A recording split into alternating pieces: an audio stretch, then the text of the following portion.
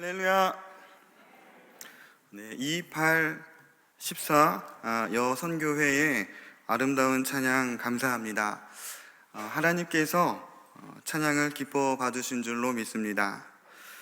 오늘 이 시간 2814 여선교회 헌신 예배로 드리는데 말씀 제목이 쌈장이 되는 법입니다.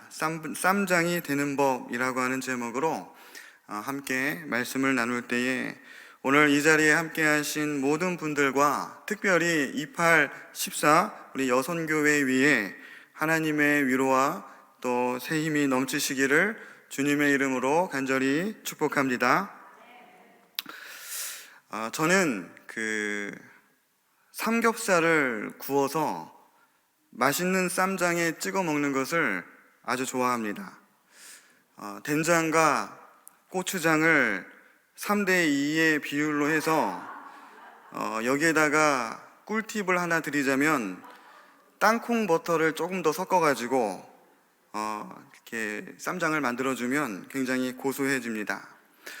또 3:2의 이 쌈장 비율의 쌈장에 통마늘을 으깨서 넣고 들기름을 2번 이렇게 둘러주시면 풍미가 진한 맛있는 막쌈장이 됩니다.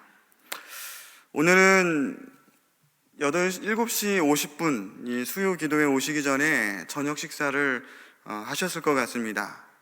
그래서 내일 저녁 시간에는 맛있는 삼겹살을 구입하시고 맛있는 쌈장을 기호에 맞게 만드신 다음에 온 가족이 모여서 아름답고 은혜로운 이 삼겹살 파티를 하실 것을 강력히 추천드리겠습니다. 오늘 말씀 제목이 쌈장이 되는 법인데 이 맛있는 이 쌈장을 의미하는 것은 아니고요. 싸움을 제일 잘하는 사람을 가리켜서 싸움짱이라고 하죠. 이것도 옛말인데 이 싸움짱을 줄여서 쌈장이라고 합니다. 오늘 쌈장은 이 쌈장을 얘기하는 겁니다. 그래서 오늘 이 시간 쌈장이 되는 법, 싸움짱이 되는 법을 나누고자 합니다. 오늘 본문 말씀을 함께 눈으로 같이 읽으셨죠? 다윗과 골리앗의 이 본문 이야기입니다. 워낙 이 본문은 유명해서 누구나 다 알고 있는 말씀이라고 생각이 되어집니다. 저는 이 말씀을 묵상할 때마다 생각나는 사람이 한 사람이 있습니다. 그리고 그 사람과 한 상황이 떠오릅니다. 제가 한신대학교 2학년 2학기 때였는데 군대를 막 전역하고 바로 복학을 했어요. 처음으로 어느 시골교회에서 이제 첫 교육전도사 사역을 하게 되었습니다. 근데 사실 대학교 1학년 때는 학교에서 신학생이지만 교양 수업 듣거든요. 전공 수업을 듣지 않습니다. 거의 듣지 않고요. 교양 수업만 듣고 있는데 2학년 1학기를 마치고 제가 군대를 갔습니다. 그리고 군대 다녀와서 바로 2학년 2학기로 복학을 했는데 사실 신학생이었지만 신학적으로 아는 것이 전혀 없었어요. 아무것도 모를 때 교육전도사라고 해서 이제 어린이부 설교를 해야 되는데 설교의 깊이가 얼마나 있겠습니까? 아무것도 모르면서 아는 선에서 그냥 설교 준비를 했던 거죠. 그러다 보니 성경에 나와 있는 사건들을 이야기식으로 들려주는 정도였습니다. 예를 들어서 모세의 본문으로 설교를 할 때에는 우리 어린이 친구들 모세가 하나님께 기도하고 들고 있던 지팡이로 홍해바다를 탁 하고 쳤더니 홍해바다가 갈라졌어요. 이 정도로 설교를 했던 기억이 있습니다. 그런데 어느 날 오늘 본문이었어요. 사무엘상 17장의 본문으로 어린이부 설교를 할 때가 있었는데 다윗과 골리앗에 대해서 이야기를 들려주려고 나름대로 설교 준비를 열심히 했습니다. 그런데 이름도 기억이 나요. 박민우라고 하는 어린이였습니다. 그때 당시에 한 초등학교 3학년 정도로 기억을 합니다. 이 아이도 다윗과 골리앗의 이 이야기를 너무나 잘 알고 있는 거예요. 제가 막 설교를 시작했습니다. 어린이 친구들, 오늘은 다윗과 골리앗에 대해서 하나님 말씀을 나눌 거예요. 그랬더니 저는 이 얘기만 했어요. 오늘 다윗과 골리앗에 대해서 하나님 말씀을 나눌 거예요. 그랬더니 그 민우라고 하는 친구가 그러는 거예요. 전도사님, 저 그 얘기 알아요. 다윗은 어린이였고 골리앗은 어른, 거인이었죠? 그래서 제가 민우야, 잘 알고 있네, 제가 이렇게 대답을 했어요. 그랬더니 그 또 민우라는 아이가 어린 다윗이 거인 골리앗과 싸워서 이길 수가 없는데 다윗이 하나님을 믿는 어린이여서 이 못된 골리앗을, 덩치 큰 골리앗을 이긴 이야기죠? 맞아, 이렇게 대답을 했습니다. 거기서 끝날 줄 알았는데 그 아이가 다윗이 고무줄에다가 짱돌을 넣고 막 돌려서 세게 탁 하고 던졌는데 그 짱돌이 그 돌멩이가 골리앗 이마에 정확하게 맞춰서 쓰러졌죠? 그래. 그래서 마지막에 그 아이가, 전사님, 그러면 저도 다윗처럼 하나님을 믿으면 나쁜 덩치 큰 골리앗을, 거인을 이길 수 있어요? 그럼 저도 하나님 잘 믿을래요. 하나님의 어린이가 될 거예요. 이렇게 그러는 겁니다.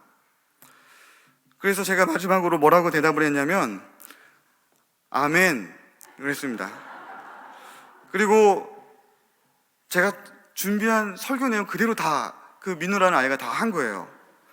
그래서 제가 해야 할 설교를 이 민우라는 아이가 다 정확하게 제가 준비했던 것보다 더 은혜롭게 꼬집어가지고 다 해버렸습니다.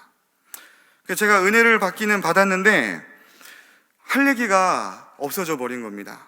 그래서 당황해가지고 그냥 마침 기도하고 설교를 마쳤던 기억이 있습니다. 그래서 오늘 본문을 읽을 때마다, 다윗과 골리앗에 대한 이 본문을 읽을 때마다 그 민우라고 하는 아이, 그 친구가 생각이 나고요. 그 상황이 항상 생각이 납니다. 그만큼 많은 사람들이, 어린이들도, 심지어 교회를 다니지 않는 사람들도 이 다윗과 골리앗의 이야기를 정확하게 잘 알고 있다고 하는 것입니다. 오늘 사무엘상 17장의 이 본문 전체를 한번 살펴보면 우리가 잘 알고 있는 이 골리앗에 대해서 잘 설명이 되어 있습니다. 사무엘상 17장 4절 말씀에 보니까 골리앗의 키가 6규빗 한 뼘이라고 나와 있습니다.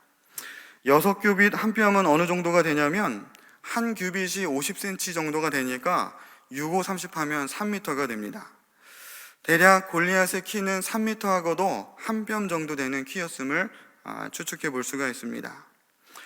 그리고 사무엘상 17장을 자세히 한번 들여다보면 골리앗이라고 하는 이름은 사실 4절, 23절 두 군데서만 등장을 합니다.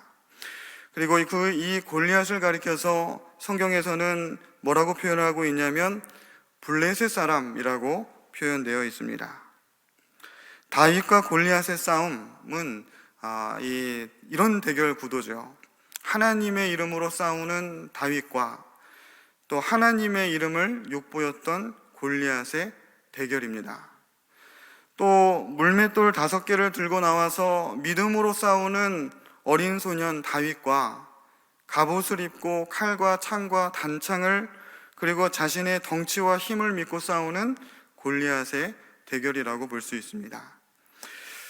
결국 이런 대결 구도에서 연약한 다윗이 이 강력한 골리앗을 믿음으로 때려 눕힌 이야기 내용인데, 오늘은 좀 더 넓게 생각해서 하나님의 선민인 이스라엘 민족과 블레셋이라고 하는 이방 민족의 이 전쟁 이야기를 통해서 여기서 주시는 영적 교훈에 대해서 오늘 말씀을 나누고자 합니다. 그래서 이 블레셋, 블레셋 사람 골리앗, 이 블레셋이라고 하는 민족에 대해서 우리가 좀 자세히 살펴볼 필요가 있습니다. 이 블레셋이라고 하는 이름은 맨 처음에 창세기에 등장을 합니다. 창세기 10장 1절 말씀에 보면 노아의 아들 셈과 함과 야벳의 족보는 이러하니라. 홍수 후에 그들이 아들들을 낳았으니 하면서 이 족보에 대한 이야기가 나오는데, 쭉 내려오다가 14절에 보면 노아의 두 번째 아들인 함의 자손 중에서 블레셋이 나왔더라 하는 말씀이 있습니다. 함의 자손이라는 거죠. 이때 블레셋이라고 하는 이름은 한 사람의 이름이었습니다. 야곱의 새 이름이 이스라엘이죠. 이스라엘의 자손들, 야곱의 자손들이 번성하여 이스라엘 큰 민족을 이루게 된 것처럼 블레셋이라고 하는 한 사람이 그 자손들이 번성하여서 후에 이 블레셋이라고 하는 민족을 이루게 된 것입니다. 또 창세기 20장, 21장, 26장에도 보면 아브라함의 이야기가 나옵니다. 이삭의 이야기가 나오는데 여기서도 블레셋이라고 하는 이름이 등장을 합니다. 하나님께서 아브라함에게 가나안 땅으로 가라 하셔서 가나안으로 갔을 때, 이삭도 마찬가지죠.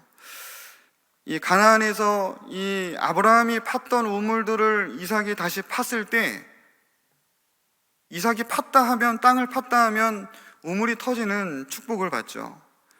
이삭의 이 형통과 축복을 사람들이 시기를 합니다. 그래서 이삭의 우물을 이삭이 팔 때마다 다시 흙으로 메꿔버렸습니다. 그 우물들을 흙으로 다시 메꿨던 자들이 바로 이 블레셋 사람들이었습니다. 이 당시에 이 블레셋이라고 하는 명칭은 이제 한 사람의 이름이라기보다는 좀 더 규모가 커진 이름이었습니다. 가족 공동체, 큰 가족 공동체가 되어버린 이 족장의 명칭이 되어 있었던 거죠.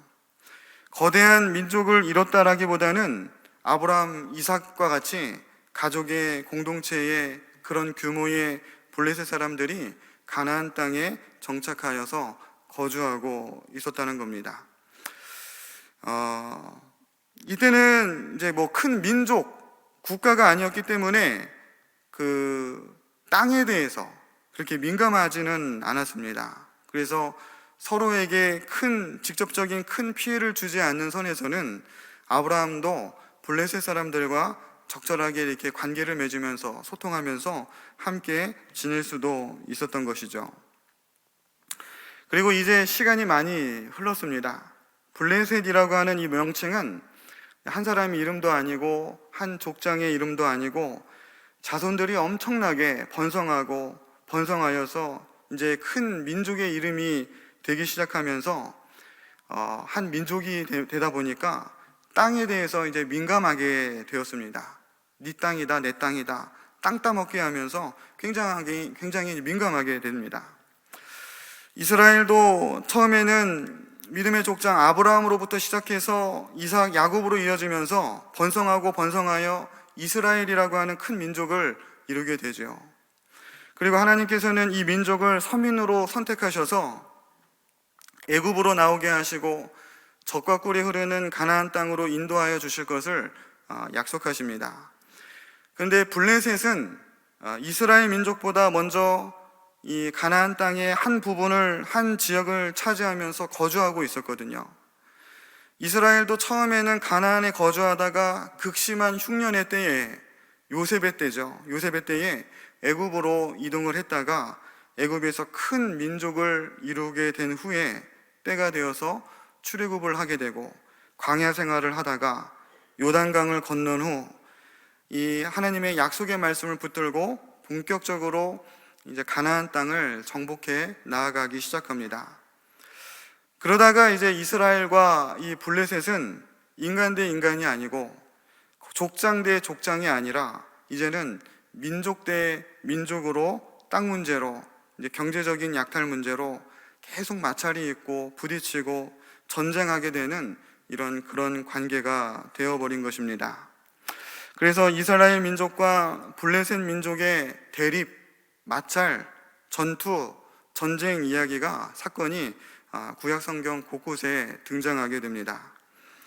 한번 살펴보면 이 사사기에서는 이 삼가리 이야기, 소를 모는 막대기로 블레셋 사람 600명을 죽인 사건이 있었고, 또 우리가 잘 알고 있는 삼손 이야기, 삼손이 사랑에 빠졌던 이방 여인 들릴라를 이용해서 삼손을 죽이려고 했던 그 족속도 바로 이 블레셋 족속이었습니다. 이렇게 사사시대를 거쳐서 이제는 왕국시대로 접어들면서 두 민족 간에는 본격적으로 전쟁을 하게 되는데, 사울 왕, 다윗 왕 시절에 이 블레셋 족속과 한 12번에 걸쳐서 큰 전쟁이 있었습니다. 그 중에 하나가 오늘 다윗과 골리앗의 싸움의 배경이 되는 엘라 평지에서의 이 전투 이야기입니다. 오늘 이 말씀을 묵상하면서 한 가지 짚고 넘어가야 할 부분, 그리고 또 은혜가 되는 이 포인트, 이 부분은 이스라엘이 하나님의 약속의 말씀을 무기로 삼고 가나안 땅에 들어와서 이제 전복 전쟁을 하게 되는데, 그런데 왜 이스라엘은 하나님께서 주시기로 약속하신 땅, 이 가나안 땅, 가나안에 있는 모든 땅들을 왜 전부 차지하지 않았을까 하는 부분입니다. 분명 하나님께서 가나안 땅을 이스라엘에게 주시기로 약속하셨는데, 가나안에 정착해 있었던 모든 가나안 족속들을, 가나안 이방 족속들을 전부 몰살하고 진멸하고 몰아내고, 그래서 가나안의 모든 땅들을 전부 이스라엘이 차지했었더라면, 그래서 이곳에는 완전히 다른 것은 없고 온전히 거룩한 하나님의 백성만 가나안 땅에 거주하게 하셨더라면, 이렇게 훗날 이 남아있는 이방 민족 블레셋과 이렇게 부딪힐 일도, 마찰이 생길 일도 없었을 것 아니겠냐고 하는 거죠. 그런데 보면은 가나안 땅을 전부 장악하지 않고 블레셋 족속과 또 몇몇 가나안 족속들을 하나님께서 일부러 의도적으로 몇몇의 이방 족속들을 가나안 땅에 진멸하지 않고 남겨두셨다고 하는 겁니다. 그 남겨두신 이유를 사사기 3장 2절, 3절 말씀에서 찾아볼 수가 있습니다. 오늘 은혜가 되는 포인트이기도 하기 때문에 이 두 절의 말씀을 같이 한번 읽겠습니다. 시작. 이스라엘 자손의 세대 중에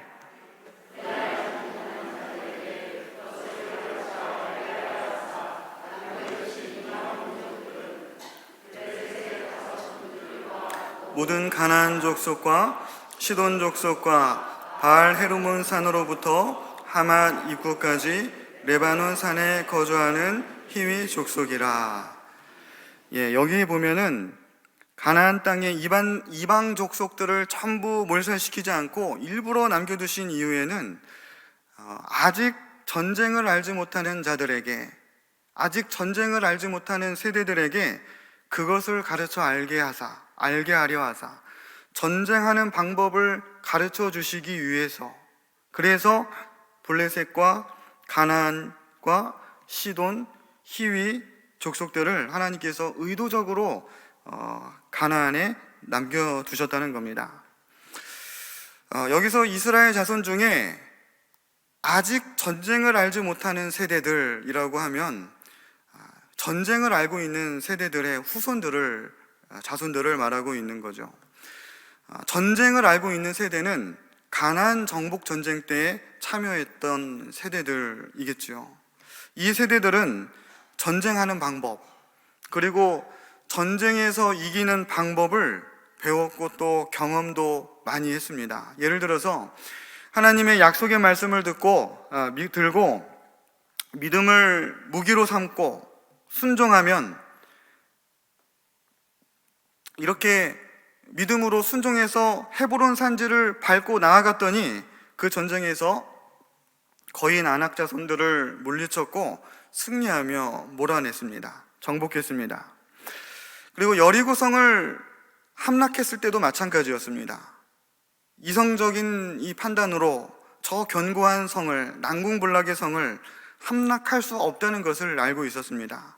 그러나 하나님 말씀에 믿음으로 순종하였더니 하나님 말씀 따라 6일 동안은 하루에 한 바퀴씩 돌고 마지막 7일이 되는 날에는 7바퀴를 돈 후에 뿔 나팔을 불고 백성들과 같이 큰 함성을 외쳤더니 저 견고한 성, 저 견고한 여리고성이 말도 안 되게 맥없이 무너지게 되었고 여리고와의 전쟁에서 대승을 거두게 되었습니다. 이들 세대는 이렇게 전쟁에서 승리하는 방법을 배우고 경험했던 거죠. 전쟁에서 승리하는 방법, 쌈장이 되는 방법은 무엇이었겠습니까? 하나님의 약속의 말씀을 무기로 삼는 거죠. 그리고 하나님 말씀에 순종하는 것, 그리고 그래서 믿음으로 순종하고 믿음의 발걸음을 내디디면서 전진하며 나아가는 것, 이것이 전쟁에서 승리했던 비결이었다고 하는 겁니다. 쌈장이 되는 비결입니다. 그리고 가나안 땅에 정착하게 되면서 그 이후에 이 새로 태어난 다음 세대들이 있습니다. 이 세대들은 전쟁을 경험해 보지 못한 세대들입니다. 전쟁하는 방법, 또 전쟁에서 승리하는 방법을 경험해 보지 못했으니까 몰랐던 거죠. 그래서 하나님께서 전쟁을 경험해 보지 못한 이 세대들에게 싸움을 잘하는 방법, 쌈장이 되게 하는 법, 전쟁하는 법, 그리고 승리하는 법을 가르쳐 주시기 위해서 이와 같이 블레셋과 같은 이 이방 족속들을 가나안 땅에 의도적으로 남겨두셨다는 겁니다. 그리고 재미있는 것은 이들과의 전쟁에서 이스라엘은 항상 보면 이들보다 강세에 있고 힘 있는 위치에 우위에 있었던 것이 아니라 전쟁에서 열세에 이길 수 없는 열악한 상황 속에 항상 이런 상황 속에 놓여 있었다는 거죠. 그 이유는 전쟁을 경험해 보지 못한 세대들에게 전쟁은 하나님께 속하여 있다는 것을 가르쳐 주시기 위함이었습니다. 이길 수 있는 상황에서 이기는 것은 당연한 거죠. 그러나 전쟁과 싸움에서의 승리는 무기, 군사수, 군사력에 비례하는 것이 아니라 하나님과 함께 할 때 승리할 수 있다고 하는 것을, 이것을 가르쳐 주시기 위해서, 그리고 반대로 이길 수 있는 상황이지만 하나님과 함께 하지 않을 때는 질 수밖에 없다는 것을 가르쳐 주시기 위해서라는 겁니다.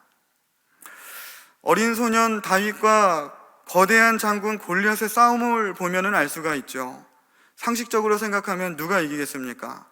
이변이 없는 한 당연히 힘이 세고 덩치가 큰 골리앗이 이기는 싸움 아니겠습니까?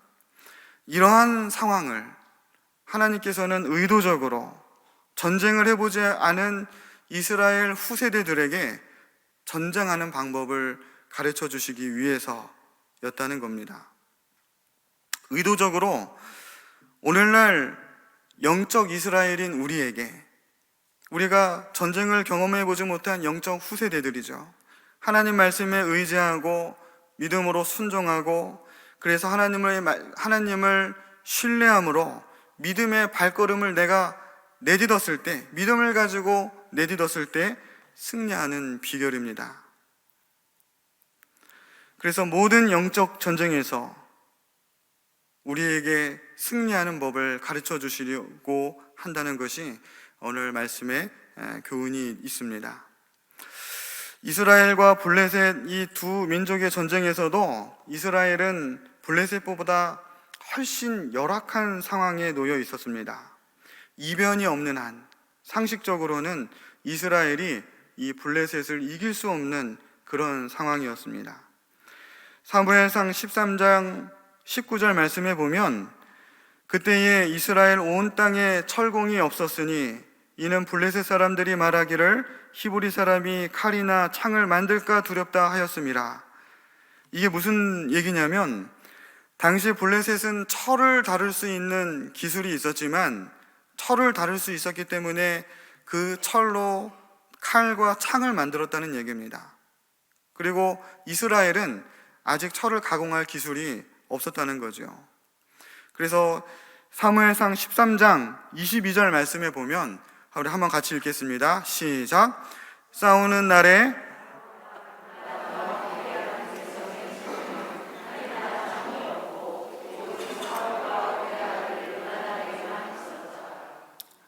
이스라엘과 블레셋이 전쟁을 할 때에 블레셋의 군대의 무기는, 블레셋 군인의 손에는 철로 만든 칼과 창이 있었지만, 그러니까 다윗이 골리앗에게 했던 말이 너는 칼과 창과 단창으로 나아오거니와, 이렇게 얘기를 하죠.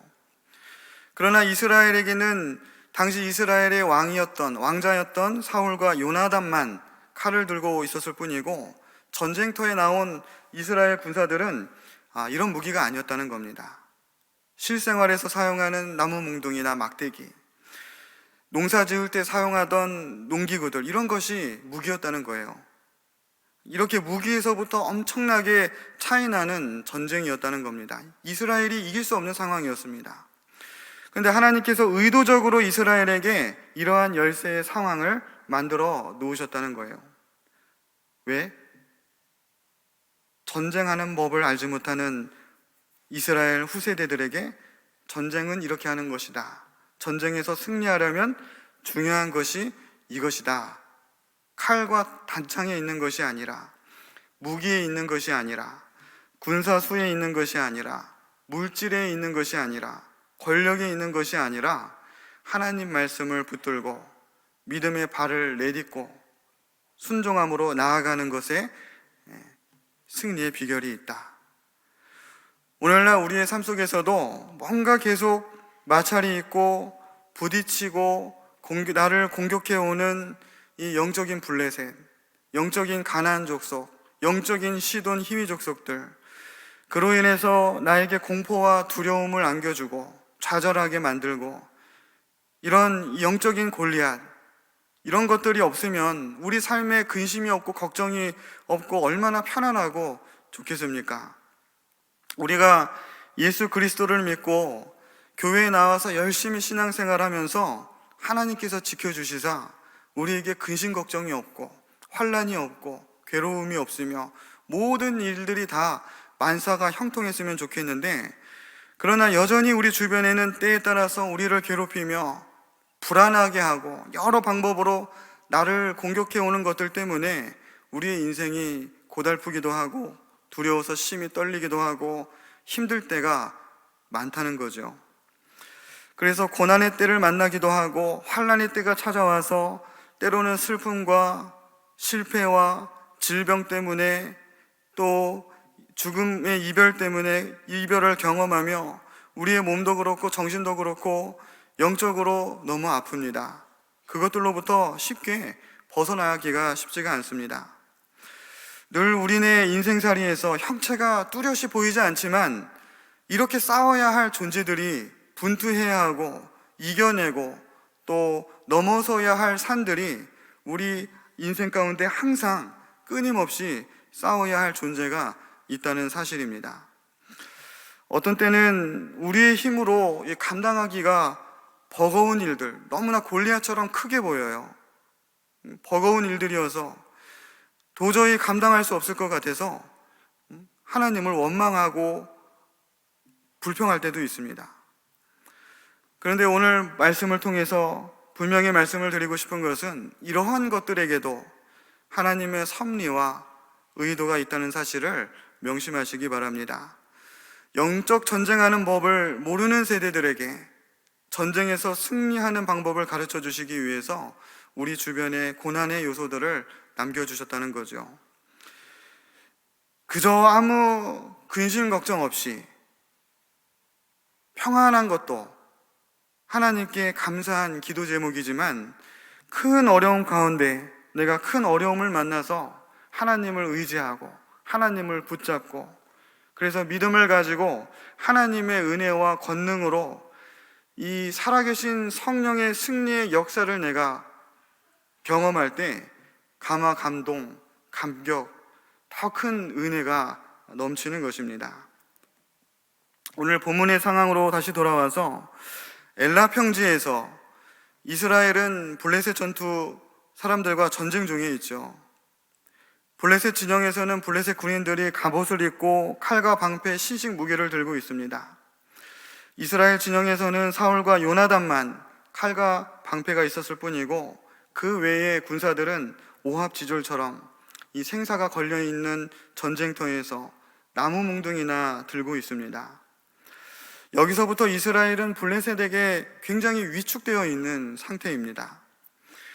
블레셋 장수를 보니까 키가 3m 정도 되는 거대한 거인이 앞에 나와서 막 뭐라고 고함치며 소리치고 있는 겁니다.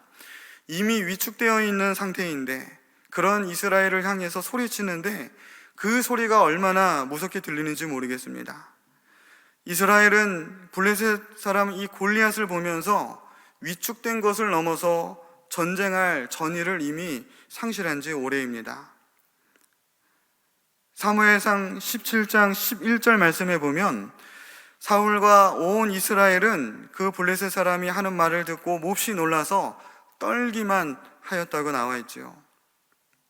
그리고 사무엘상 17장 16절에서도 보면 그 블레셋 사람이 40일을 조석으로 나와서 몸을 나타내었더라 하는 구절도 있습니다. 골리앗이 40일 동안 조석, 아침 저녁이죠. 아침 저녁으로 나와서 이스라엘에게 벌벌 떨게끔 큰 소리 쳤다는 겁니다. 하루에 2번씩. 이스라엘은 이 골리앗의 호통, 무서운 호통 소리를 들으면서 떨었다는 얘기죠. 40일 동안이나. 유대인들에게 이 성경에서 40이라고 하는 이 히브리적 숫자의 의미가 있습니다. 40이라고 하는 숫자의 의미는 극심한 시험, 극도의 환난이라고 하는 의미가 있습니다. 예를 들어서 이스라엘이 40년 동안 힘든 광야 생활을 했죠. 예수님께서 40일 동안 금식 기도를 하셨습니다. 이게 어떤 의미냐면 최고조의 힘든 광야 생활, 완전한 극심한 금식의 고통, 이런 의미가 있는 거죠. 이런 의미에서 골리앗이 40일 동안 아침 저녁으로 호통을 치며 40일 동안 아무것도 하지 않으면서 두려워 떨었다고 하는 것은 완전한 극심한 최고조의 극도의 그 불안 속에서 이스라엘이 두려움과 괴로움 속에 있었다고 하는 겁니다. 그런데 사실 상식적으로 좀 생각을 해보면 블레셋에서 입장에서 생각을 해보면 무기로 보나 또 군사력으로 보나 대세로 보나 지금 전쟁의 모든 분위기가 블레셋에게 기울어져 있습니다. 우세한 상황입니다. 그냥 그대로 블레셋은 진격해서 이미 전의를 상실해 있는 이스라엘 진영에 쳐들어가면 그냥 승리하는 거거든요. 블레셋도 이것도 아주 잘 알고 있었을 겁니다. 그런데 블레셋이 이 사실을 전부 알고 있으면서도 쳐들어오지는 않고 호통만 치고 있는 겁니다. 40일 동안 최고조의 완전한 두려움 속에서 떨기만 했다고 하는 것은 어떤 심리적 상태였을까요? 지칠 대로 지쳐있고 방법은 보이지 않아요. 방법이 없습니다. 피가 말리는 거죠. 진이 다 빠져버리는 겁니다. 무기력해지고 전의를 상실한 번아웃 증후군의 그런 상태입니다. 이게 장기전이 되면 정신적으로 너무 괴로워서 그냥 죽고 싶게 만드는 거죠. 모든 것을 다 그냥 끝내고 싶고 그냥 포기하는 것이 마음이 편하겠다는 생각을 갖게 하는 겁니다. 이게 사단이 주는 마음이거든요. 이 사단의 공격 방법이거든요. 블레셋이 대세가 기울였다는 것을 분명히 알고 있음에도 쳐들어오지는 않고 40일 동안 호통만 치면서 진 빠지게 하고 피 말리게 하고, 지금 이스라엘은 블레셋이라고 하는 민족보다도 블레셋이라고 하는 사단과 영적 싸움을 하고 있는 거죠. 사단 마귀는 어떻게 해서든지 하나님의 자녀인 우리를 넘어뜨리고 잡아뜨리려고 합니다. 그런데 악한 저들이 쳐들어와서 우리를 직접 넘어뜨리지는 못해요. 직접 터치하지는 못합니다. 하나님께서 그것을 용납하시지는 않습니다. 그래서 악한 영들은 우리가 스스로 무너지게끔 만드는 거죠. 포기하자. 너무 힘들다. 가망이 없다. 이렇게 살 바에는 그냥 포로로 잡혀가서 노예로 생활하는 게 낫겠다.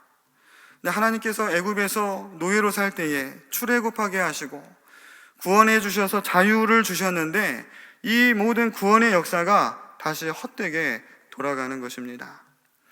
사단의 계략, 지치게 하고 정신적으로 미치게 하고 포기하게 만드는 겁니다.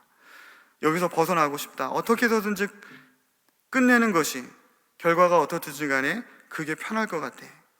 그러나 우리가 잊지 말아야 할 것은 하나님께서 이 가나안 땅에 블레셋 족속을 남겨두신 이유가 무엇인지를 우리가 기억을 해야 됩니다.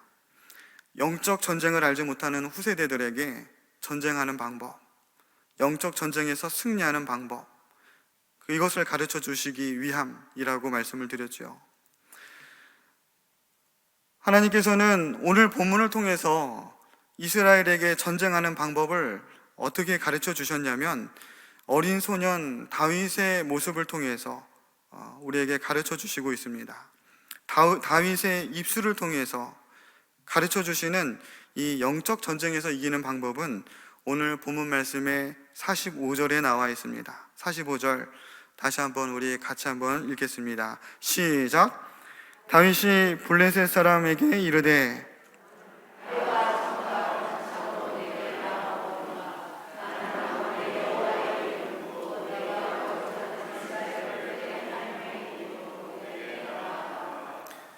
47절 말씀도 같이 읽겠습니다. 시작.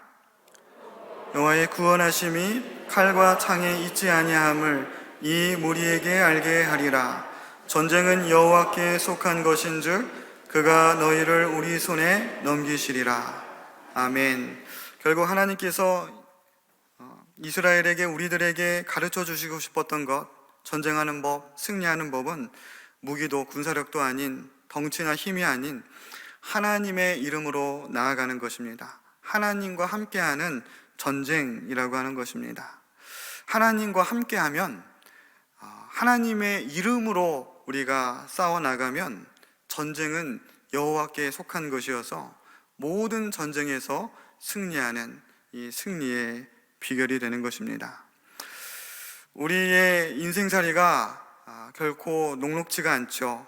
그러나 인생 가운데 영적 골리앗을 만나서 극도의 고통과 두려움 속에서 그저 절망 속에서 허우적거리면서 고달픈 인생으로 이렇게 허무한 인생이 되는 것이 아니라 하나님께서는 우리가 영적 전쟁에서 승리하는 방법과 비결을 알고, 그리고 또 영적 전쟁에서 승리의 기쁨을 맛보면서 하나님을 찬양하며 감사하러 나아가기를 원하십니다.